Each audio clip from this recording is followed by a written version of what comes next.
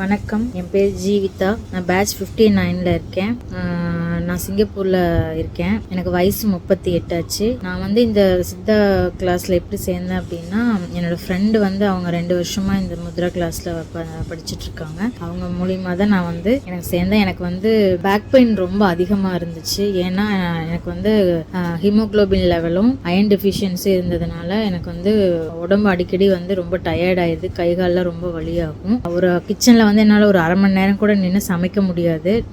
ஒரு அரை மணி நேரம் வேலை செஞ்சுட்டு அப்புறம் மறுபடியும் ஒரு 10 மினிட்ஸ் படுத்து எந்திரிச்சு போய் தான் மறுபடியும் நான் சமைக்க போவேன். அந்த அளவுக்கு என் உடம்பு ரொம்ப டயர்டாக, கை கால் சோர்வாக, வலியாக இருந்தது. இப்போ நான் அந்த சித்த முத்ராவில் சேர்ந்து நான் வெற்றி முத்திரையும், மண் முத்திரையும், பிராண முத்திரையும் தொடர்ந்து செஞ்சுட்டு வரேன். 48 டேஸ் இதெல்லாம் செஞ்சுட்டு வந்துட்டு இருக்கேன். அதில் எனக்கு பார்த்தீங்கன்னா இப்போ என்னால் நல்லா முதுகு வலி சுத்தமாக போயிடுச்சு. எனக்கு முதுகு வலி இல்லை.